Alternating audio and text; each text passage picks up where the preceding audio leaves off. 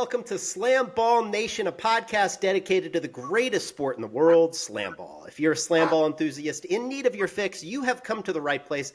This is the crossroads of news, stories, analysis, and insight. Don't forget insight, provided by two current SlamBall coaches. I'm your co-host and head coach of the world champion Mob, and I'm joined as always by my co-host and partner in crime. You know him, you love him. It's Hernando Planells Jr., head coach of the Buzzsaw. Coach H, what's happening, brother? Coach, let me tell you something. There are some iconic moments, iconic sports moments in life. One of them being the Michael Jordan infamous flu game. Well, let me tell you something. This is an iconic sports moment in my life. This is a Coach H flu podcast. So that means you're going to get to bed. I may get exhausted as I battle a fever of 127, cough that is the most atrocious thing you'll ever have. But I'm here, and we're ready to have a party. Coach, your commitment to SlamBall and the SlamBall Nation podcast is unwavering. I wish I was there, like Scottie Pippen, to be able for you to lean on me and I could like walk you to the microphone or whatever I needed to do. But we appreciate you, Coach, and I'm sorry you're not feeling well. Thanks for trudging through it with us. And before we start, we do have to share some breaking news on the business side of SlamBall. Very exciting for all of us. The league announced an expanded partnership with Pabst Blue Ribbon, affectionately known as PBR. I'm sure you've heard of it. PBR is now the exclusive beer of SlamBall, and this is something we definitely want to touch on the show because as amazing as the sport is, and we all know how amazing it is, it really does need its committed partners to grow. And PBR is an incredibly cool brand that sees SlamBall for what it is, a highly engaging, action-packed hybrid sport created for a new generation of sports fans. It also, Coach, has a really cool story. So if you're interested, do a little research. Totally worth it. Founded in Milwaukee, mid-1800s. They've been winning taste awards since the late 1800s. They've been winning advertising awards since the early 1900s. Pretty cool story. So on behalf of SlamBall Nation, thank you for the support and strategic alignment, PBR. And in honor of the expanded partnership, we're celebrating the right way with a little branding and some in-podcast integration, a little in-podcast integration today. So I hope you guys don't mind. I'm going to be sipping on this tall boy for a majority of the podcast. Coach. Oh, that's good. All right. Time to introduce our guest this week. Someone we're really excited to speak with. The impact he left on SlamBall in a very short time is undeniable. He was the Defensive Player of the Year. He was the first player to ever post a triple-double in a SlamBall game. He's the MVP of the league and one of the greatest stoppers to play the game, Gage Smith. Gage, welcome to the nation, brother. Hey, I appreciate y'all having me on, man. Seriously, like I watch you guys every podcast, and it's just pure comedy. It's just pure comedy. Well, you know what? I'll tell you what I'm really excited about, Gage, is that this look you have. We compare you plus 20 years ago, Josh Carlson, and we have two of a Christian rock. Really, really excited about it. Love it. Yeah. Did he rock a mullet too? Like, I'm kind of getting that down. Yes, he did. Yes, he did. You look terrible. Well, and Gage, as we tell everyone, don't watch the podcast. There's no reason for you to do that, except for last week or the last time we had TA on when he had fireworks going off. Listening to it is fine. All right. First question, Gage, for you. This has been a topic of discussion. It's been debated. Are you an artificial intelligence or are you a human being? Yeah, I agree with that question 100%. That is so funny. No comment. Wow. I'm just Coach. Coach started that up. He made up the whole AI thing, didn't you, Coach? I think you were the very first person to call Gage AI. Yeah, I think right now his maker, Tesla, is probably right now very your answer, Gage. Thank you. Yeah, man. Mm-hmm. Me and Elon are close. It's like me and Marshawn Lynch, these boys. That moment in SlamBall was, you could never replicate that. We're in the huddle. I'm like sitting there getting ready to talk to the team. I don't know. It was probably something important. And I'm looking around and I look over to the right and there's Marshawn Lynch in our huddle talking to Gage saying, "It's nice to meet you, Gage." Man, that was just crazy. It just caught me so off guard. I was so tired. Like I was so tired and just like I'm trying to listen to coach and everything like that. Marshawn just comes in the middle. He's like, it's an honor to meet you. And I'm like, well, it's an honor to meet you too. Like we just kept going back and forth saying that. And I was just like, this is just one of those cool moments you live for, you know? That's awesome. Yeah. Yeah, no doubt. Gage, talk a little bit about your SlamBall journey. Like, I know everybody knows who you are now, but how did you get to SlamBall, and what were you doing prior to that? Yeah, so I recently graduated from Concordia University. I did my fifth year out there, so I could play with my brother, who's playing there right now. But after basketball ended, I was kind of lost. Like, I was kind of figure out what's next and everything like that. And I remember Rob Wilson contacted my coach about me and being like, "Hey, we want you to come out for a tryout." And I was like, "Absolutely! Like, I would love to." And he told me to send some film, so I did. And I was just praying like I would get a tryout. But before that, I was just I was kind of lost. I was trying to figure out what was next for my life after college, and I was going to be a GA for basketball schools and everything like that. And actually, when Rob called me to ask me to try out, I got rejected to be a GA at a school. I was like, man, this sucks. But I mean, God has a calling for something else, right? So Rob called me up. He's like, hey, man, we want to fly you to Vegas and see what you got. And I was like, that is just unreal for me, man. Like, coming from where I come from, my background, like small town kid and everything, to go play with like pro athletes, I was just like, I got to make the most of it. You know, you have this sheer joy about you. Like, every Thanks. time someone talks to you, like you really have one of those personalities that I think just locks into that person, and you hear the gratitude, the faith in your voice. Like, where does that all come from? Because in SlamBall, as everybody knows, you're jumping, 15, 20 feet in the air. And for you to every night, every minute, put you out there to play your hardest times 100 for Coach Kirsch, like, where does all that stuff come from?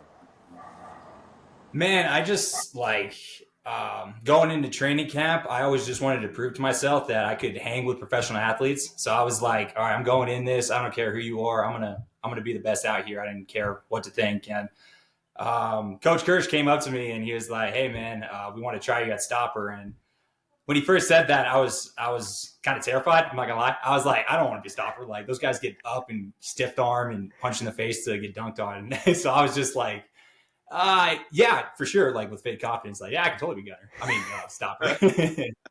So when he drafted me, man, like, it was just like, okay, Coach Kirsch is my boy. I'm gonna do whatever I can to win, and go out there and just give it all I got. So.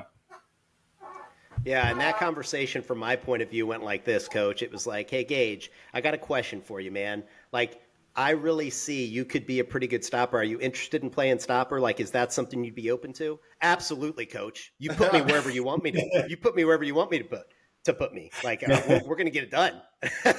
Zero hesitation whatsoever. So now it's good to know what was actually going on in Gage's head when he answered that question. So I appreciate the insight, Gage. Oh yeah, the mob wants me, man. I'm gonna be like, yep, whatever you need, Coach. I'm your guy. Yeah. So.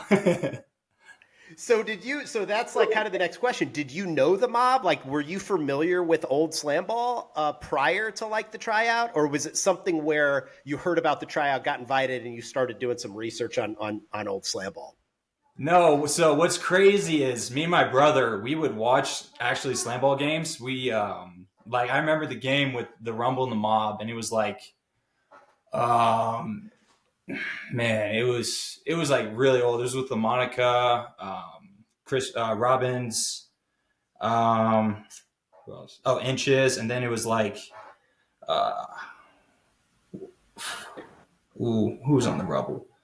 I think Deion Mays, like them, like way back, and like we would watch them and just be like, this is so cool. And then my dad actually bought a trampoline, and we had an old basketball hoop that we set up. So me and my brother would actually watch SlamBall, and then we would go out there and hit the crap out of each other and literally just tackle each other and dunk on each other and stuff like that. Like, I'm not even making this up. Like, it's just crazy to me. Like, this popped up in my life, you know? Now, wait, you talk about your brother. Is he your height? Is he just like you as we prep all the coaches for future SlamBall draft picks? And obviously, listen, your parents have got to be like a powerhouse source as well too. If you guys Yeah. are the love children, then of course parents got to be like unbelievable. Oh man, yeah, it's kind of funny. Like growing up, my dad, he was compared to like LaMelo Ball's dad. Like we were like the Ball brothers. Like growing up, kind of like so it could be like the Ball brothers and Slam Ball. Like it's kind of funny. But yeah, T-Ray, he's exactly like me. He's as tall as me, longer than me, but he has way more bounce than me. I'm like that guy. Like you can't move on the court. Like you can't back me down at all. But T-Ray will out jump you any day of the night. Like, Wow. He's coach. He was there at the championship game, the semifinals, and the finals. So I've already put in a good word for pulling him over to the mob. I mean, you can't separate brothers, can you? I mean, you can't separate brothers. You absolutely can. That's called a storyline, and yeah, I would love for it. Like, I would love for him to be on my team, but I would also love for him to try to come at me and see what happens. So, whoa, I love it. Family Feud, from the middle. Shouts out to you, Ray. Yeah. That's awesome. So when you watched old SlamBall, like you mentioned Chris Robbins, LaMonica Garrett, Inches, you mentioned Deion Mays, I think Whitney White was on that team, James Willis, those guys, Jelani. Who were there any old players that you gravitated to from old SlamBall? Yeah, like I always liked LaMonica, to be honest with you. I loved like he would just run people over, just play at like 100% all the time. Like I just loved like he didn't care who was in front of him. You just run you over and just go dunk on you. And I like Jelani, to be honest with you. Jelani's game is just fearless, and when he goes up to the rim, it's just like get out of his way and everything like that. So it's pretty And then Champ Willis too. I actually remember watching Champ, and he was a bucket as well. Talk about the first experience you had walking out on the SlamBall court. How was that? Like our first game versus Rumble? No, like the first time you ever walked out on the court, like during tryouts. Oh man, it was just I don't know. It was just surreal for sure. Like I was like, okay, this could definitely be my sport. Right when I walked on the court, I just had that confidence that this could be really like what I was meant to do. I don't know. It felt interesting, and when I stepped on the court and saw the Tramps, and I was like, okay, I feel like I'm the best guy on the Tramps compared to anybody out there. And I mean, I'm like a basketball player, but I trained as like a tight end like throughout college and stuff like that. So I think like I don't know. I just felt like everything like I was training for growing up like prepared me for this moment. So I was just grateful. Well, you played like it, that's for sure. I'll tell you what. I think one of the things too is that inner confidence that you have going into it. When you started getting a feel for it, which I really think, Coach, I talked about this. Like you were in the second group, and you really caught on really, really quickly with everything else. When you were going home to the houses where you were living before the draft, were people like, wow, Gage, you're really killing it? Or were they like, oh yeah, Gage is cool? I was in the Rio, and actually Darian Slade was my roommate buddy. So we would talk about it and everything like that. And we were like, yo man, we could both be pretty good at this sport and everything like that. So we would talk SlamBall all the time. And I actually became close with Ty McGee. Like we were both not top 24 picks. So we were always talking SlamBall, and I don't know. I kind of had a group with like Greg Heltz, BJ with the Slashers, and oh man, I'm leaving somebody out. But yeah, we would always come back to the hotel and just talk SlamBall. So it was cool. That's awesome. I know Coach Stapleton loved you, absolutely loved you, and then obviously he was getting a little bit sick. He went through that sickness like towards the end of training camp, so he missed like some of what you were doing. But what was you didn't come in with Coach, we talked about this, like you didn't come in with the Super 24 guys, so neither did Ty McGee, which is crazy to me. So offensive player of the year, defensive player of the year, both were out of the final group, not in the initial 24, where they thought that you guys would kind of excel. But what were the coaches saying? Because the coaches would see players that they liked and they'd go up and talk to you. Who was talking to you and what were they saying? I'm gonna be honest with you. Coach Carter was talking to me the most. I really thought I was gonna get drafted to the Rumble because when I first got there, we were getting our like practice uniforms at a certain place and physicals and stuff like that. And Coach Carter, I rode in a limousine with him, and he kept calling me Justin Bieber. Like he kept, I don't know, he kept vibing me and kept calling me Justin Bieber. And I was like, all right, man, like this is crazy. Like I'll take it. It's Coach Carter. Like I'll take being called Justin Bieber by Coach Carter. So that was pretty cool. So, and then he really thought like I could shoot, which I can, but when it came to the final like tryouts, we were doing like the shooting drill, right? And I was breaking everything. Like it was terrible. And you could just see Coach Carter look at me, just like sheer disappointment. I'm like, man, this is good. I guess I'm not going to the Rebel, but yeah. Well, that's funny because I'll tell you, Coach, that you'll enjoy this too. The everybody in the mob, like I would look at the shooters and I'd be like, okay, if we're late in the shot clock, like get the ball to Cam Horton or get the ball to Brandon Simpson, or it was like a couple of the guys, and they were all like, Coach, Gage can shoot.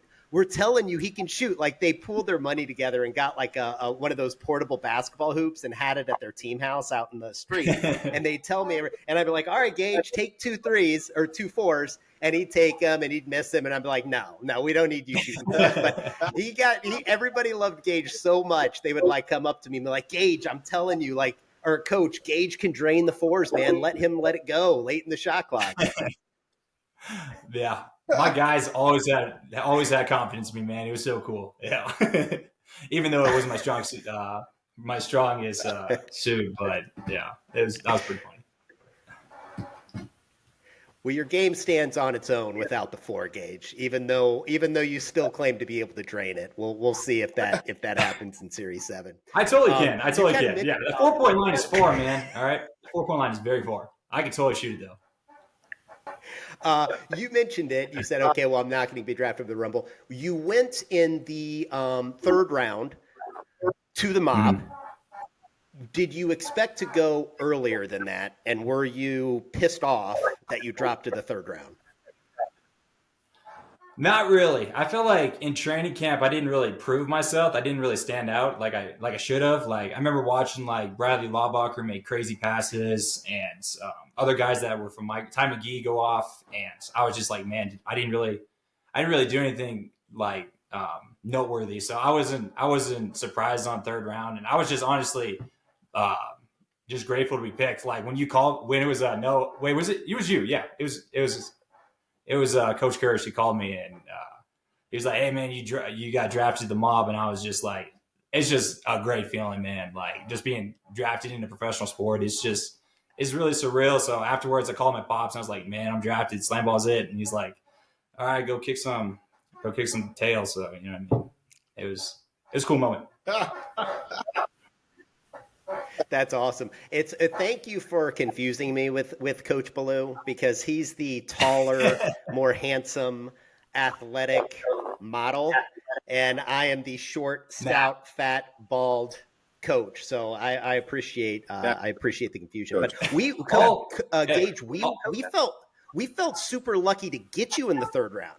Like Coach Hernando and I talked about this a lot post draft. Like we all had our draft strategies coming in. And we were looking at Cam Horton 1st round no matter what, because we knew the offense had to run through him. Like he was the guy that was going to be our facilitator. And then we had a conversation the day of the draft, and we were like, Gage Smith is who we were going for in the 2nd round. And we were like, okay, what if Darius Clark falls in the 2nd round? And we were like, there's no way that's going to happen. He's never going to make it back to us. And then he did. And we were both having a conversation really quick about like, okay, is it Gage or is it Darius? And we took the risk of like Darius knowing you may be gone coming back to us. So when we got you in round 3, we were pretty excited about that. Yeah, that turned out great, huh? Yeah, I'm actually glad I was picked in the 3rd, so we got Dak and Cam. So it worked out great. Yeah, Coach, where were you on that one?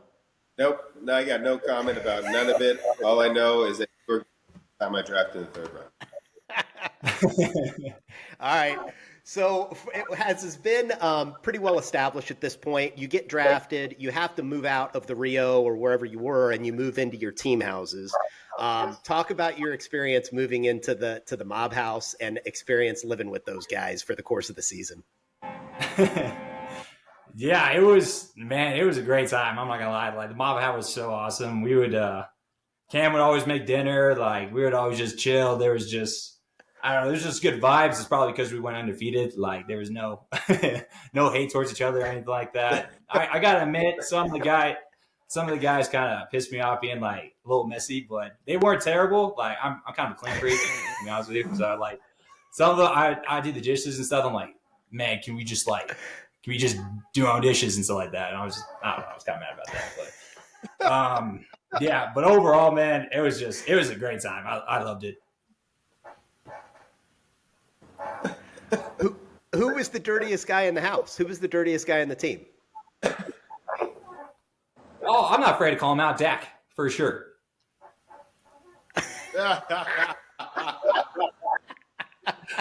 Bro. You heard it here. Darius Clark is the messiest mob player to live with. Wow. So for any incoming players next season, try to avoid living in Dak's house. Well, let's talk about the fact that they had you in the living room. Like, how did that all go down? I want to hear that story. Yeah. Me and Bird were just like, it was like first come, first serve. So it wasn't anything. But me and Bird came in last. We took an Uber together to the mob place, and all those guys got rooms and everything like that. And we're like, wait a minute, there's like five rooms in this house. And they were like, well, you guys are just gonna have to share rooms and stuff like that. And I was like, nah, that's okay. I'm gonna make a really cool fort in the living room, and that's what I did. I made the coolest fort, and I put a curtain up, and I had my whole space, and it was a vibe. I loved it. And that's it, everybody. The MVP of the league, all the accolades, living in the living room because teammates who apparently are best teammates didn't give him. I mean, for anybody out there, you could be the MVP and live in the living room as well too. I'm glad they got footage of that, Coach, because when they go back and do a documentary about the resurgence of SlamBall and they look back, it's going to be hilarious. Like the MVP of the league was sleeping in the living room. I mean, it doesn't get any better than that, does it? Does not. All right. So you kind of talked about, we moved you to stopper. How were you disappointed like playing stopper? Because you were a very good gunner. I mean, Coach Stapleton could not say enough about like Gage Smith is going to be so good. He's going to be one of the best gunners in the league. So there were coaches that saw your potential at gunner. Were you disappointed that you had to play stopper so much?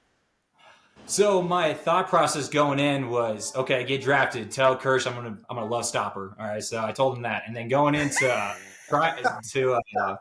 preseason, I would just kill it at gunner and do stopper, but kill it at gunner and just become a full-time gunner and stuff like that. But then I realized like the stopper really has control of like everything. And I was like, okay, I kind of want to be in that spot. I want to be in control of how the game's going to turn out. And so that's how I came to love stopper. And I felt like I always had that defensive mindset growing up. So I was like, oh, wait a minute. Like it started to click to me. Like I can defend the basket, like nobody's scoring on me. And eventually, like after week 4, I was like, okay, I want to be a stopper. Like,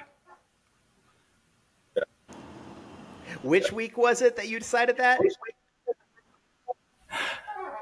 Okay, week 3. Week 3.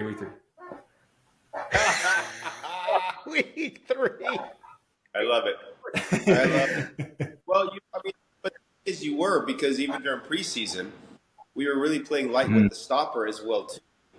So, you have a feel of what you have, but you just hope with all the timing drills and everything else that when the lights came on or the couple, full-on real scrimmages we had toward the end that you were going to be able to play, that all the stops were able to play. And you, man, just popped. I was every week, it's just Gage. We're watching film. How are we going to score on Gage? I mean, I hate you, Gage. I really, really hate you in the most loving way. Yeah, I love you too, Coach. I appreciate it. I mean, but Gage, what you did was, I mean, we have to give you credit here. Like, you really did revolutionize the position of stopper because we were able to basically, you were an unbelievable stopper that basically made any attack on the scoring bed untenable.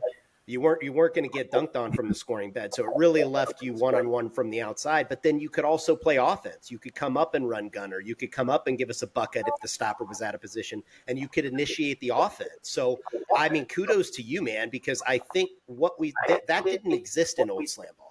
You had really good, solid defensive stoppers in old slam ball, and some of them could come up for a bucket, like George Bird and Rodney Bond are like two examples that come to mind that could come up and just dunk on a guy.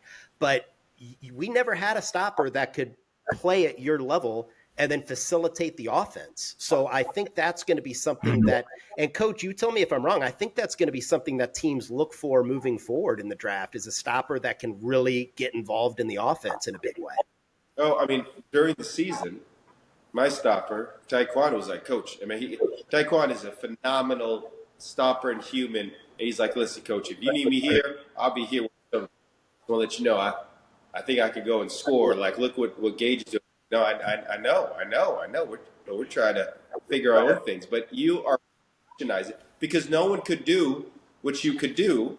Back from, I know they all talk about old slam ball and everything else. I really don't think that's a conversation to have ever. You are just, like, the reality, you do different things that no one did. Yeah.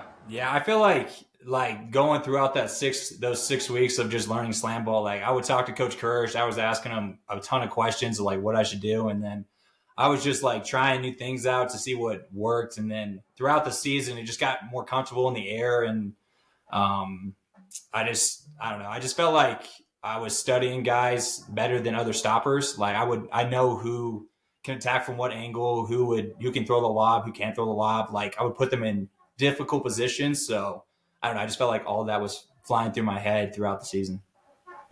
That's awesome. And talk about that a little bit, because that's something that Kevin Cassidy and Rodney Bond and George Bird and certainly Mays and some of the great stoppers back in the day, they talk constantly about watching film on one-on-one attacks and how individual players attack. So how big was that? How big a part of that, of your strategy, was that? Oh, it was huge. Like we would, I would think like before games, especially against the Lava in the championship game, like we would watch film and I was like, okay, we got to take Bryce away from the middle. Like they're just going to do jihad. So I got to time that off from the side tramp to the chop tramp. So really, you just got to know who's going to go quick, who's going to go high. Like with the guy from the Griffs, who can jump really high from the Griffs. That my guy. Terrible names. Keyshawn Jones. Keyshawn, yeah. So Keyshawn loves to go high. So I just have to wait a little bit longer to jump up in the air before when he takes off, because he doesn't do the quick. And then there's like Tony Crosby, who goes really quick. So I got to get there quicker. And Amir flies. So I got to go way quicker than him. But also it was definitely a team effort though. Like the mob, I think our underrated talent was being able to like stop players from entering where they wanted to go. Like I remember in the championship game, we were like, okay, take away the middle, don't get Bryce the middle, pass it to the side. Like we would talk a lot and we would strategize how to play defense on guys and put them in uncomfortable positions.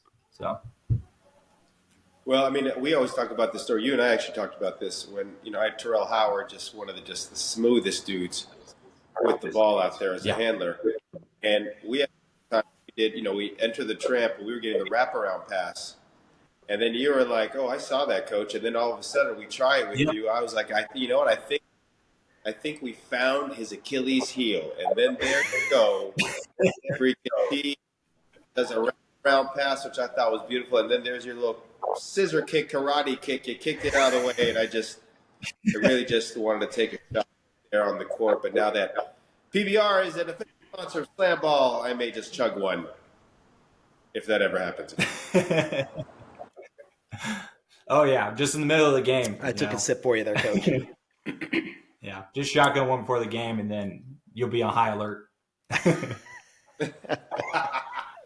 Now, because you touched on something that's interesting, Gage. Like talk about which players in Series 6 were either the toughest to stop or that you really didn't look forward to going against. Ooh, yeah, good one. Ooh. I gotta say, definitely Tony Crosby. I gotta give him his credit. Like he's quick off that tramp. Like you think he's just gonna like go right to the island, but he'll just like walk to the tramp and then just take off like from the tramp, kind of like what Dak does. Like they drop step from the to the tramps. Like it's hard to stop. It's hard to stop that. And I think also Justin Holmes. I think he plays like Jelani. So I think like when he comes in, I'm just like on high alert. Like I got to take away this guy because he'll dunk it on you and like throw it down and it will hurt. So definitely him. I never went versus Ty McGee. Like I really wanted that matchup. I wanted to see which Colorado guy was the best. So I'm looking forward to that in Series 7. Yeah. Who else is?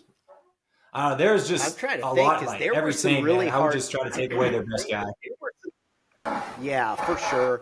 And like when you think back in old SlamBall, I remember our stoppers talking about like the guys they didn't want to go against were the guys that just went hard no matter what at the rim. So like Chris Young was one of those guys. Mm-hmm. Like you did not want Chris Young coming at you. You did not want Jelani Janice coming at you if he decided to really go. Jamal Barnes was like one of those guys. Myrie Bowden. Oh my God. You look at Myrie Bowden back in the day. That was not a guy you wanted coming at you one-on-one. Were there any, like, what about Amir Smith? Because he could come at you pretty hard too. Were there any guys that like one-on-one from the outside, you were like, man, I really don't want a part of this? Yeah, Amir at the beginning, and then I kind of got his timing down, so he would come really fast. So I just had to go really early with him. So I kind of figured that timing out. But yeah, when he dunked it that one time, like at the beginning of the year, and I did like a flip, yeah, that hurt. I gotta say, what other one was good? Tony got me a few times that were pretty cool. I think Shockley. Shockley's really tough. Like he's just so long, and he's good with his bounce and everything like that. I think Jihad is super underrated. I think he's one of the most underrated guys. There's players from each team that I was just like, all right, I got to really watch out for. To be honest with you. Yeah. Do you this is something that happens to all stoppers, but if you look at social media with opposing players posting their highlights, it will always be against you. Even if they only dunked on you one time, that will be the highlight that they posted. 100%. I'm just like pick a different highlight. Like every one of Tony Crosby's dunks, like all 6 of them on the social media are from me. And I'm just like, okay, dude, like it's just like, okay, cool. And then like Amir's got one on me. And then, I mean, I feel like I kind of acrobatic in the air, so it makes it look cooler when they dunk on me. But yeah, it's always me, and I think it's hilarious. I mean, you just bring the best out of everybody, Gage. That is, you're blessed and you're. Thanks, man. Appreciate it. That. It is though. Rodney Bond and I laughed about this in camp. It's like if you look at people's highlights, it's like even SlamBall official will post highlights, and it's like every single one is Rodney Bond getting dunked on. And I'll joke with them, I'm like, they never post the highlights of you just pinning the ball against the glass and then going down to dunk on somebody. So it's just a stopper's curse, I think. Yeah, 100%. Definitely a stopper's curse. You're gonna be a part of the highlight reel, and not the good way for sure. You just gotta accept that. All right. I want to talk a little bit about the season now. You know, it's well documented that you didn't play at like a high level NCAA Division I college like some of the guys did. I mean, the beauty of SlamBall is that all these players come from different walks of life, and they come from everywhere. Like you never know who's going to pan out with SlamBall. But when we were talking about opening night and it was Mob Rumble, first game up, ESPN, how nervous were you for that game? Man, I was hoping you would ask this like a question like this. Like, so I remember just sitting in my room, man, and I felt like Eminem in 8 Mile. You know, when he's like just like nervous and like about to come on, and he's just like, all right, like, like that's how I felt. I was just singing this song like "Lose Yourself in the Mute." Like just kept going to my head. So I was super nervous, man. But it was that, and also just going out there, I would just remember my favorite Bible verse, which is Psalms 27:1.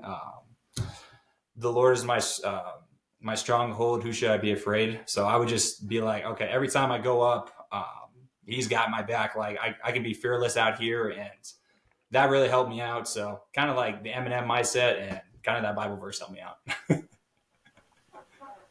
I love it. Eminem and Psalms. Combination you never thought was going to happen. But here on SlamBall Nation, brought to you by PBO. But one question that I did have, I've always wondered this, Gage, and I've never really talked to any of the players about it. Is it easier for stoppers to kind of get those nerves out of their system faster because they're in the tramp a lot? Like, you really don't have time to think defensively. Like, you're watching the floor, you're being reactive, and you're immediately making contact in the air. So do you think it's easier for the stopper to like acclimate to the pace of the game than it is for other players? Oh yeah. I believe that for sure. Yeah, like when like you're nervous and then the first guy comes at you and then you're just like, okay, I'm in the zone. Like, but with hooping and like dribbling around and getting hit and stuff like that, you have to be like, okay, I gotta be patient and be ready. But like with the stopper, I can just be like 100% chaos 24/7. So I don't know. I think that kind of helped me just to get in the zone. If that makes sense. Well, your timing is. I mean, I would say this, I think, after every game I'd watch him. Like, this is amazing. This guy keeps getting better and better and better. And I'm not saying it to, like, pump your head up. This is, like, the reality of it, like, as game after game after game. And you guys rallied. And you brought up a good point, you know, maybe going undefeated. You know, you have a great culture and everything else. A lot of great culture happen when you win. On top of that, that's very, very helpful. What are you going to do? How are you going to remind your guys to be in the moment going to Series 7 when the reality is human nature tells you, we're going to run the table again, blah, blah, blah. What are you going to do on top of what Coach Kirsch is doing on an everyday basis? Oh, good question. Yeah, we haven't had the challenge yet of being having a loss in SlamBall, so it's gonna be really an adversity hit when we if we lose. But I think I would just tell my guys we just have to have that next step mentality. Like, we just go into every game being grateful for the opportunity we get. Like, we get to be a part of something special, like literally history. And every game, just go in and be like, okay, that happened. It's just time to move on and just give 100% of what we got to the sport. Like, you don't get a lot of moments like this in your life. So if you're going to lose, shake it off and come back next game and kick some out. Oh, my bad. Well, that is a question that I had because it's something that we didn't really talk about in depth during the season. But at some point, probably when we were, 10-0 or 12-0, you started to realize that there was an opportunity to finish the regular season undefeated. Was that something that was important to you ever? Or was it just like, all I care about is winning the championship? And if we're undefeated, great. And if we're not, who cares? Yeah, it was definitely a championship. Like, I wanted to come into every game and just outwork everybody. Like, I don't feel satisfied with myself if I'm not, if I feel like I haven't outworked anybody. So I would just come into every game and just outwork every single team out there and see what they brought. But yeah, overall goal was definitely winning the championship.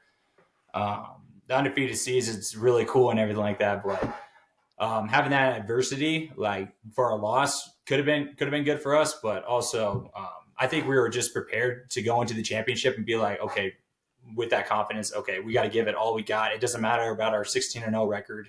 These are the most important games. And I feel like we brought it that night better than any other night. What did you think about the coin flip?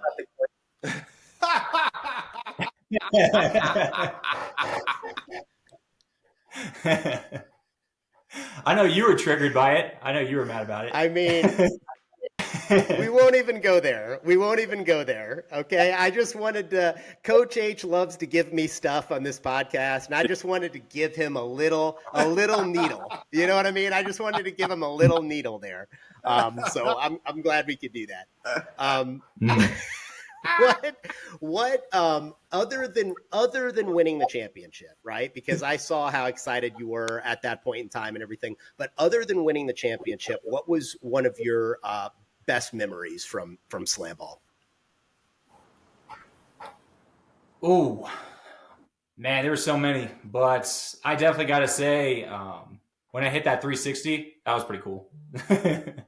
Yeah. The 360 that you hit, which was for a triple-double. We didn't even know that. Nobody even knew that. Coach Ballou should have been on the sideline looking at the iPad, which was the live stats and everything. We would have actually known that, but I'm sure he was doing something that was more important than that. But that's a good memory. That was against the Buzzsaw, if I recall. I have no comment whatsoever. That's right, yeah. I probably still have my paperwork. That it's an illegal. That's what I have the paperwork in for. Yeah. Oh, that was just like a what the heck just happened moment. Like, I remember just going into it and just being like, all right, you know what? If we're just going to try something. If I look dumb, I look dumb. If I pull it off, it's going to be awesome. So I got to pull it off. That's so great. Yeah, that is cool. There are some other really good stoppers in the league, and we've got a whole new crop of players that are now going to be coming for tryouts. What is some advice or guidance you would give them to try to emulate some of the success that you had at the stopper position? I would definitely say, like, try to understand your personnel for sure. Like, try to understand other guys on different teams. I think you just got to, like, forget about, like, I don't know, it's hard, but you just got to be fearless up there in the air and just focus on, like, coming down on your shoulder and really focus on what Pat taught us, like how to, like, roll over and don't land on your feet. Like, that's where it gets dangerous and everything like that. But yeah, probably those two. Those are the two I got. We talked a little bit about some of the talk that's out there this offseason, which there is no shortage of that. I actually have some notes here. I want to read you. These are things that I heard over the last 2.5 weeks since we last recorded, Coach. I heard these things. I heard 7 different players on 7 different teams guarantee a championship in 77. Now, obviously, just mathematically, 6 of those are going to be wrong, and 3 of them won't even make the playoffs. So we'll see how that shakes out. I heard James Willis was the Kobe Bryant of SlamBall. I think we touched on that one, and I'm glad that we did. I heard that the Rumble strategy of taking 4s was actually very good, a strong strategy that I think some people were supportive of. And then my favorite. This is my favorite. I'm not going to name names because I'm not going to throw people's business out there. But if you dive into the research, this would be pretty easy to find. We played a team, Coach. We played a team 4 times, and we beat them all 4 times by an average of 31 points a game. One of the losses was a 50-plus point loss where we could have dropped 100. Like, Mason Gordon was doing the broadcast, and he was talking to me during the timeouts, and he was like, you can drop 100. And I think we held the ball the entire 4th quarter. So we didn't drop 100. I heard a player on that team specifically question Darius Clark being drafted in the 2nd round. So I just want to throw out, like, we've now reached the point where talk is crazy town, and we just need to get back to the court to play again. But I just needed to point out those talking points that I've heard, because I hear everything. I hear everything, Coach. I'm everywhere. I'm in the walls. I'm in the floor. I hear everything. And this thing's like a vault. It isn't a piggy bank. You know what I'm saying? We're locking it away. We're going to pull it out when we need to for motivation. But, Gage, I've made this all about me. The question is for you. The question is, do you listen to any of the talk?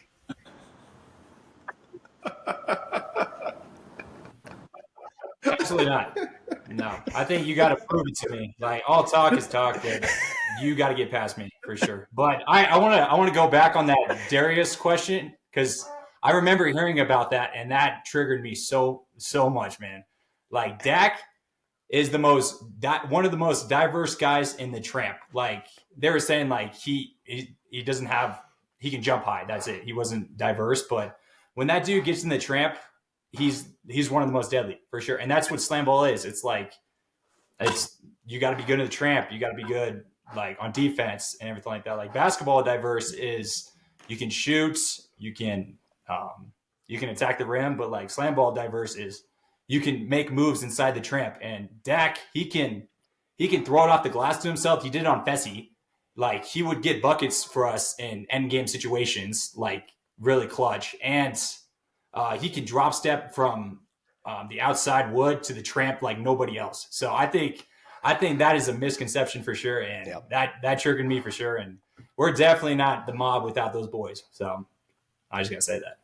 I just can't believe, like, I love the talk.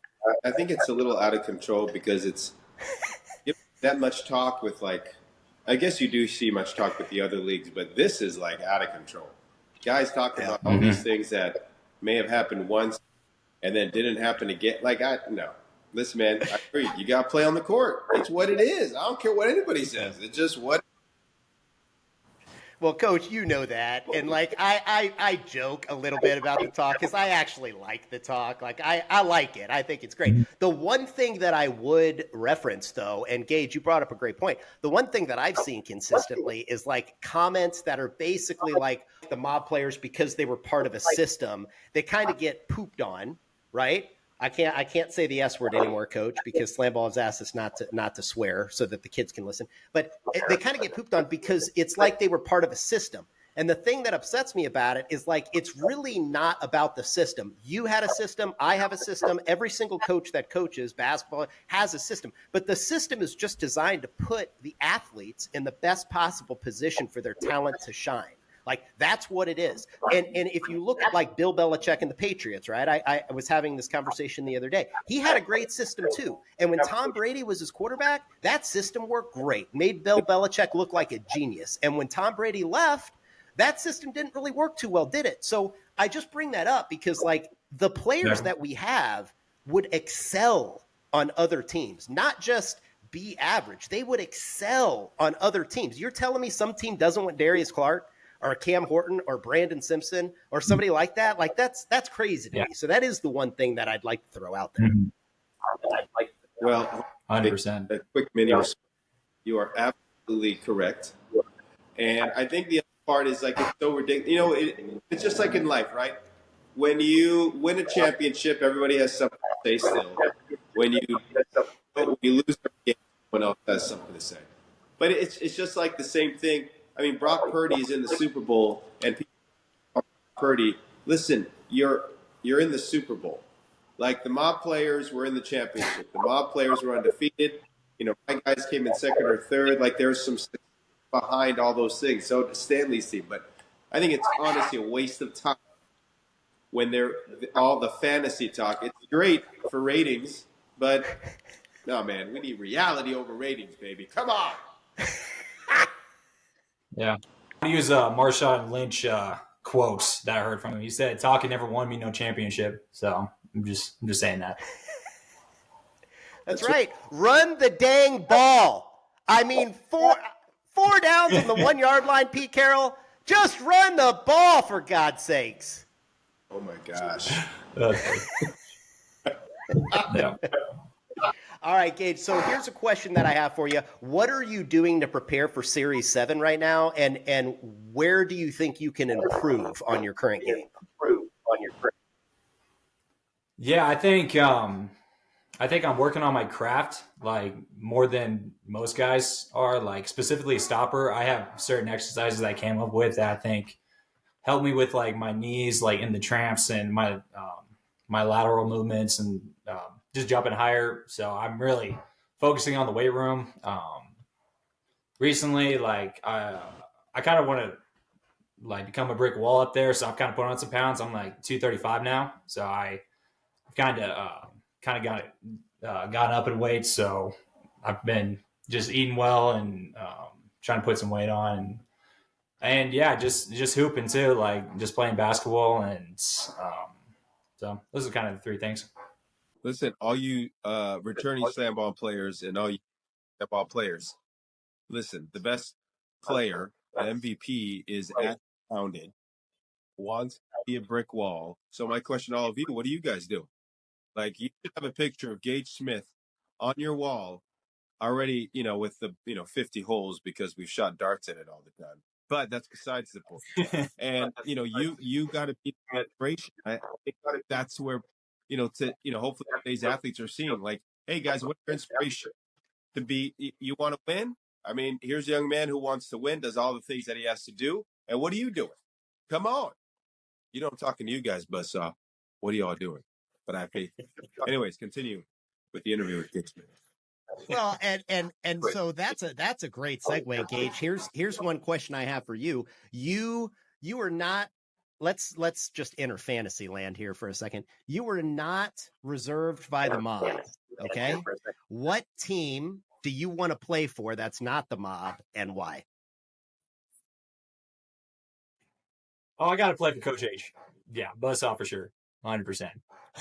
I love the system. I love his coach. I love your intelligence to the game. You bring a lot to the table. You got Coach H is so excited. You just cured him from his illness right now. My fever is gone. My fever is gone. There we go. Well, I'm just saying, we've got a tremendous situation here at the Buzzsaw. Of course, it's against league rules to have these type of conversations or too. So don't find me slamming. I love it. Gage, man, we respect you so much, brother. Thank you for coming on. Like, it's been awesome to talk to you. And I know that our fan base, the players, the coaches, everybody's going to be interested in what you have to say because of what you accomplished in such a short period of time. Thank you for what you did for SlamBall. Thank you for being the person that you are, man. I mean, just the most tremendous respect for you. So thank you for coming on. Yeah, you're a blessing, Gage. I love it, man. Love it. You're a blessing, Gage. I love it. And I appreciate that. That means a lot coming from you too. So I appreciate that, Coach.